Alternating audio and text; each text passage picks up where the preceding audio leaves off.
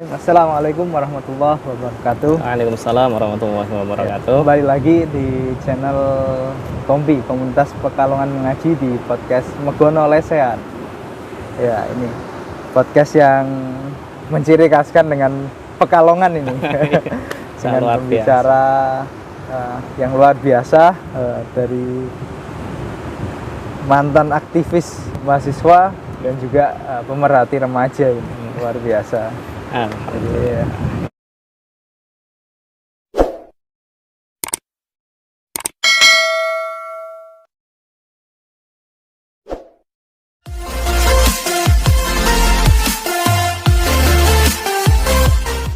Di video sebelumnya telah diperlihatkan bahwa Kompi itu terdiri dari remaja dan anak muda. Sini kita mencoba mengulas tentang apa itu remaja, apa itu anak muda ini. Dengan Kang Sarwo ini, ya mungkin bisa apa sih definisi dari remaja atau pemuda itu? Baik, bismillah, assalamualaikum warahmatullahi wabarakatuh. Waalaikumsalam warahmatullahi. Pemuda itu adalah suatu usia yang sangat dinanti. Kenapa? Karena pemuda lah yang dinanti oleh suatu peradaban. Ketika pemuda itu baik, maka peradaban itu akan menjadi gemilang sekali. Kenapa? Di tangan pemuda itu yang jelas semangat itu masih tinggi, masih membara-membaranya. Kemudian cita-cita itu sangat tinggi sekali. Maka kita bisa melihat anak muda itu dari dulu perjuangan sampai Indonesia merdeka, dari sebelum merdeka sampai perjuangan-perjuangan setelahnya itu digaungi oleh para pemuda. Biasa. Dan itu semua pemuda itu. Makanya Soekarno sampai mengatakan nih, berikan saya 10 pemuda akan saya getarkan dunia. Nah, itu memang seperti itu. Kenapa? Kan pemuda itu sangat luar biasa. Sehingga kita akan membahas terkait dengan pemuda.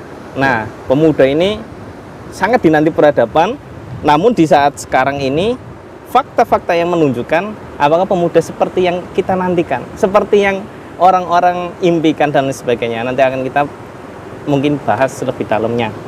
Iya. Nah, mungkin itu. Itu ya, pemuda itu ya, kekuatan ya. Iya. Jadi kan kekuatan ya, termasuk kekuatan ya. Iya, kekuatan itu. Jadi pemuda itu yang tadi usia produktif dan sebagainya. Iya. Nah, kalau kita melihat fenomena yang terjadi saat ini, ya banyak, misalkan kita lihat saja fenomena di sekolahan ya, karena kan identik dengan pemuda juga tuh ya di SMA kan. Zaman dulu waktu saya sekolah dan sebelum-sebelumnya tuh nggak ada tuh yang pernah berani sama gurunya. Tapi kalau kita lihat fakta saat ini tuh malah justru muridnya malah berani dengan gurunya. Apakah ini ada sesuatu yang tersembunyi atau apa ini di dalam ini kok bisa seperti itu? Ya, kalau yang saya amati, karena pemerhati gitu ya, pemuda yang saya amati, kalau dulu itu masih adalah etika untuk kita menghormati seorang guru. Kenapa? Karena itu memang ada pendidikan yang itu sebenarnya pendidikan dari orang tua pun, kemudian dari pendidikan dari guru ngaji mungkin gitu ya di rumah dan lain sebagainya, sehingga ada rasa penghormatan kepada seorang guru, sehingga di sekolah pun dibawa.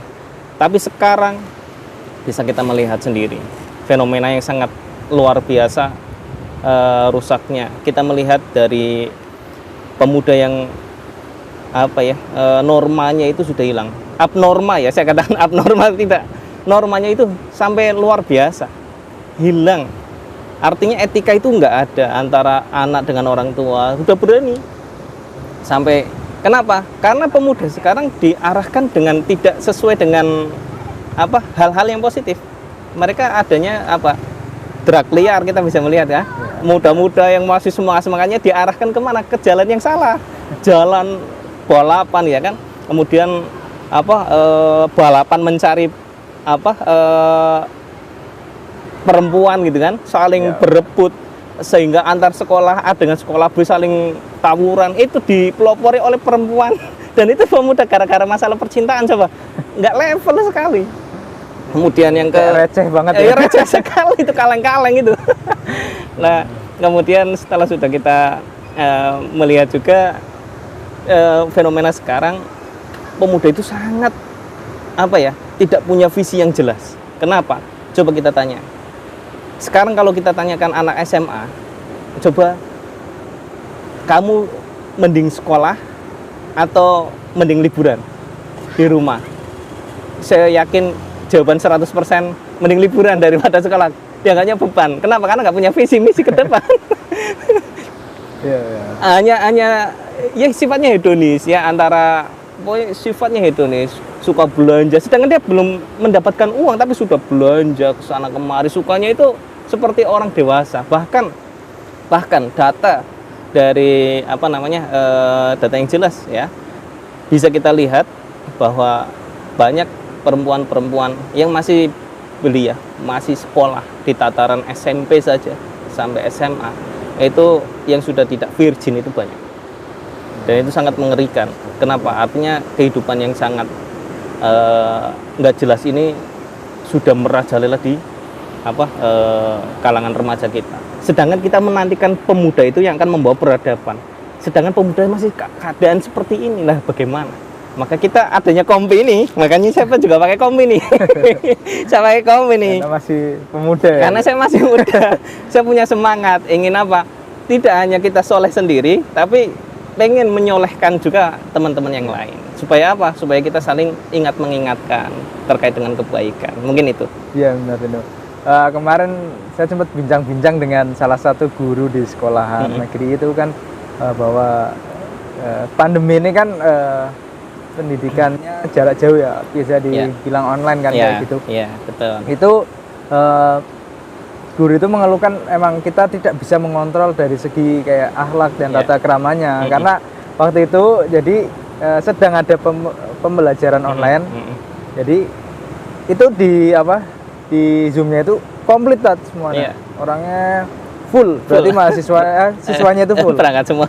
Jadi tapi guru dikasih satu aplikasi yang bisa untuk tracking anak itu di mana dan maksudnya di lokasi mana kan, betul, gitu ya. Nah itu udah udah kok lihat semuanya full, tapi nggak ada yang nyalain kamera ini. Jadi entah itu dia posisinya di mana. Ada dia kan antara ada dan tiada. Nah setelah di tracking ternyata itu jadi satu di satu lokasi on semua. Waktu diparanin ada 3 orang tapi semuanya HP di sini. Jadi digilir antara siswa A, B, C hari ini, D, E, F hari ini, tapi enggak itu. Nah, itu jadi semua. Betul. Ngontrol tata krama dan bisa dibilang akhlaknya juga itu agak sulit. Nah, mungkin apakah ini ada peran-peran dari pemikiran tertentu yang membuat pemuda ini bisa seperti ini, menjadi lemah lah. Iya, betul. Iya, saya juga merasakan itu, karena saya juga pernah mencoba ya jadi guru. Saya juga pernah mencoba jadi guru, dan saya pernah menyurvei langsung di kelas-kelas, artinya adalah datanya, dan di situ memang saya melihat kenapa kok fenomena ini terjadi ya, pemuda ini kok begitu tidak serius dalam belajar dan lain sebagainya. Saya bisa melihat kenapa, karena ada suatu pemikiran yang menjangkiti, yang mengkooptasi daripada pemikiran pemuda sekarang ini. Apa itu? Yaitu sekuler yang pertama. Sekuler itu memisahkan antara kehidupan dengan agama. Artinya agama nggak boleh ngurusi masalah kehidupan. Kehidupan biarlah diurus oleh pikiran manusia itu sendiri. Manusia mau A, mau B, mau C, silakan, itu manusia sendiri. Agama cukup di tempat-tempat ibadah. Tidak boleh mengurusi masalah urusan entah itu politik ya, entah itu ekonomi, entah itu budaya, entah itu akhlak gitu dan lain sebagainya, nggak boleh. Mungkin akhlak masih boleh lah, cuma kalau udah menyangkut masalah publik, itu nggak boleh. Nggak boleh juga. Faktanya di mana? Di India kita bisa melihat orang pakai kerudung gitu kan, itu wajib bagi kaum muslimah, gitu kan, wajib. Tapi faktanya di sana malah persekusi, bahkan didolimi, kemudian sampai ada yang dilakukan kekerasan yang brutal sekali terhadap seorang muslim. Itu terjadi kenapa? Karena tadi seorang muslim ingin menerapkan hanya untuk diri dia sendiri, hanya akhlak saja kayak gitu ya. Tapi itu saja luar biasa efeknya. Kita kembali ke pemuda, bahwa pemuda itu sekarang itu tadi terjangkiti sekulerisme. Yang kedua yaitu dari turunan sekulerisme itu ada hedonis ya kan, kemudian ada pragmatis dan lain sebagainya. Kemudian dia pengennya sifatnya duniawi saja, yang pengennya senang-senang saja, hura-hura saja ya kan, fun, yang penting fun ya kan, food, fun, fashion. Coba kita lihat ya anak SMA sekarang, SMP sudah macaknya cantik-cantik sekali coba ya kan. Dulu waktu kita masih sekolah masih lugu sekali itu, wajahnya masih datar, masih biasa. Sekarang nggak ada anak SMA itu atau SMP, bahkan SMP yang berangkat nggak pakai lipstik, pakai semua. Makanya saya heran, ini sudah bergeser jauh sekali dari cita-cita yang kita inginkan, dari apa yang kita dambakan, yang kita nantikan untuk apa, peradaban ke depan. Ya gitu. Ya itu tadi ada pemikiran yang kemudian menjangkiti. Iya, pemikiran yang merusak, menyesatkan. Iya. Tapi di kalangan pemuda dianggap itu sebuah kemajuan. Iya, kemajuan. Kalau tidak punya pacar, iya. Ini kayak ketinggalan. Padahal kalau kita lihat, ya itu memang tipu daya setan itu memang menyesatkan kepada yang enak-enak. Iya, betul. Padahal kita lihat ya. Dan itu enak itu sebenarnya semu. Karena enak itu apa namanya, nggak jelas ya, dianggapnya enak itu nggak jelas. Bagi seorang muslim, kita ibadah aja sudah enak, nikmatnya luar biasa dan tak terkira itu ya kan. Kayak sholat itu luar biasa nikmatnya, kebahagiaan yang tapi kalau orang yang apa namanya tadi pacaran itu dianggapnya bahagia, padahal apa, banyak masalah. Coba kalau kita lihat orang yang pacaran dianggapnya ini katakanlah halo yang seperti orang yang sudah menikah gitu ya, seperti orang yang sudah menikah, halo yang ini dan sebagainya, padahal apa, penuh dengan kepalsuan yang nggak ada diada-adakan. Hayalan sangat tinggi sekali, kamu bagaikan bintang yang tinggi di langit ya kan, nggak mungkin. Itu cuma menghayal saja, tipuan itu. Tapi kadang ada pembelaan nih dari anak muda. Kita pacarannya yang Islami kok. Itu gimana? Itu mengislamisasikan apakah pacarannya dimulai dengan membaca basmalah dan surat al-fatihah? Lah itu yang namanya sekuler ya. Jadi kalau mau digabung-gabungan ya itu jadi rusak ya. Namanya pacaran sudah bertentangan dengan Islam itu sendiri. Wala taqrabuz zina, dan janganlah kalian mendekati zina. Itu juga ayatnya sudah jelas gitu ya. Tapi faktanya ada sekelompok orang yang menganggap pacaran Islami ya, kalau kumpul apa namanya mungkin rempet-rempetan tapi kan nggak saling sentuh menyentuh gitu kan dan lain sebagainya. Tapi itu masih awal. Nanti coba berapa hari kemudian mulailah pegang dan sebagainya. Kenapa? Karena itu fitrahnya manusia. Manusia itu punya fitrah. Warisah ya. Warisatun nau yang pertama, warisatul baqo dan warisatul tadayun. Warisatun nau itu keinginan untuk melestarikan keturunan. Jadi antara laki-laki dengan perempuan itu sudah fitrahnya paling mesti suka. Apalagi masih libido tinggi-tingginya nih. Anak muda ya kan, semuanya masih luar biasa. Suka lawan jenisnya itu masih tinggi-tingginya itu. Nah, itu salah yang suka dengan sejenis ya. Nah, yang salah itu situ. Itu masalah. Lah yang kedua, satu tadayun ya. Ingin apa namanya? Mengkultuskan sesuatu hal yang kemudian dianggapnya memang sangat apa namanya? Suci lah, disucikan.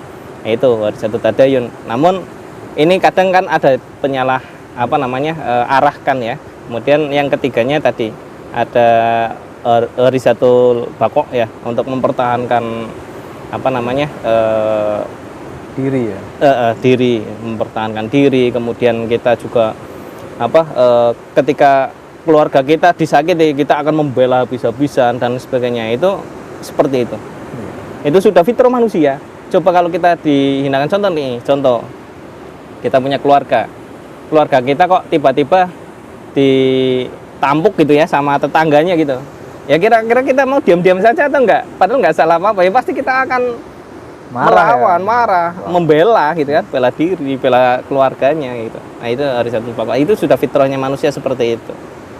tinggal diarahkan sesuai dengan Islam gitu. Ya, kecuali kalau dilihat di negara ini Zat, kayaknya kayak sumber daya alam diambil pun enggak apa-apa. Diam-diam tuh ini enggak punya lah ini untuk mempertahankan diri. iya. Ya. Jadi this is of opportunity. Silakan nih. Nikmat ini. Apa bahasa kasarnya itu, ini silakan nikmati badan saya kayak gitu. Lah itu. Jadi dia merasakan itu diam aja ini enggak ada. Dirampas tapi cuma diam-diam. Nah. Ya kembali ke anak muda itu. Kalau di dalam Islam sendiri ada nggak yang mengatur tentang hubungan maksudnya antara laki-laki dan perempuan ini? Oke. Baik. Kalau apa namanya dalam Islam itu jelas. Kenapa? Karena Islam itu sebuah mabda atau sebuah ideologi yang jelas yang kemudian bisa mengurus, artinya kalau sebuah ideologi itu pasti mengurus segala aspek kehidupan. Kenapa? Bisa diterapkan. Jadi adakah aturan terkait dengan apa hubungan laki-laki dengan perempuan, pemuda dan lain sebagainya? Sangat ada sekali. Jangankan itu, cebok aja ada aturannya. Nggak boleh pakai tangan kanan, harus pakai tangan kiri. Itu cebok loh. Ada doanya sebelum masuk kamar mandi ya. Kemudian ada doanya setelah keluar. Di kamar mandi ada etikanya, bagaimana saya harus itu. Mandi pun diajari bagaimana cara mandi besar, harus air wudhu dulu, kemudian yang disiram sebelah kanan dulu. Itu ada cara sedetail itu coba Islam. Sedetail itu. Sangat detail sekali, apalagi hubungan antara laki-laki perempuan ada sekali. Yaitu apa? Yang jelas wala taqrabus zina, janganlah dekati zina. Ketika memang sudah suka, kalau dalam Islam itu tidak ada batasan. Mau menikah kapan, ketika dia sudah balik, sudah siap mau menikah, silakan. Dan diarahkan. Jadi nggak perlu harus 17 atau 20 tahun atau apa, enggak ada. Kalau sekarang kan harus regulasi negara ya itu karena kayak gitu. Tapi kalau Islam itu tidak ada, sehingga kalau dia memang sudah cukup sudah memenuhi syaratnya, kemudian apa namanya ada ilmunya juga, ada ilmunya juga, nggak asal-asalan, nggak asal suka langsung nikahkan, nanti bingung ke belakangnya tanpa ilmu. Ada caranya seperti itu, nggak sembarangan gitu ya. Iya. Berarti Islam mengatur ya, mengatur semua ya dari hubungan antara laki-laki dan perempuan. Bahkan Islam mengatur dari bangun tidur sampai tidur lagi itu. Dari ujung kaki sampai ujung kepala. Islam itu luar biasa sempurna. Luar biasa ngata. Ini mungkin untuk penutupan. Penutupan ini saya coba membacakan surat Ar-Rum ayat 54 ini. A'udzubillahi minasyaitonirrajim. Allahul ladzi khalaqakum min dha'fin tsumma ja'ala min ba'di dha'fin quwwatan tsumma ja'alna min ba'di quwwah tsumma ja'alna min ba'di quwwatin dha'fan wa syaibah yakhluqu ma yasha'u wa huwal alimul qadir. Jadi di sini di surat Ar-Rum ayat 54 ini Allah itu menciptakan kamu dari keadaan lemah. Dari keadaan lemah. Terus kemudian dia menjadikan kamu setelah keadaan lemah itu menjadi kuat. Nah, mungkin kuat ini remaja nih ya. Iya, remaja. Remaja, pemuda dan kemudian dia menjadikan kamu setelah kuat itu lemah kembali dan berubah. Dia menciptakan apa yang dia kehendaki dan dia maha mengetahui, maha kuasa. Nah, jadi di ayat ini bahwa pemuda itu adalah satu kekuatan besar di antara dua kelemahan. Kelemahan yang pertama waktu kecil dan bayi ya, setelah itu beranjak pemuda menjadi kuat. Dan setelah itu Allah ciptakan lagi kondisi lemah dan berubah atau udah tua. Ini waktu-waktu ini yang harus kita manfaatkan. Kayak kita melihat diskon itu biasanya kan langsung gercep. Gerak cepat. Waktu kita punya kekuatan ini harusnya kita manfaatkan. Ya tentu dengan aturan-aturan yang telah kita pahami, apalagi kita sebagai seorang muslim ya kita harus berislam secara kafah ya. Ada ke seluruh aspek kehidupan ini. Mungkin itu bincang-bincang kita pada kali ini. Terima kasih kepada Kang Sarwoedi yang sudah meluangkan waktunya berbincang-bincang dengan Kompi ya. Nanti mungkin kita jumpa lagi. Insya Allah. Dengan masih tetap dengan kombi ya. Kombi. Ya mungkin itu. Terima kasih. Wassalamualaikum warahmatullahi wabarakatuh. Waalaikumsalam warahmatullahi wabarakatuh.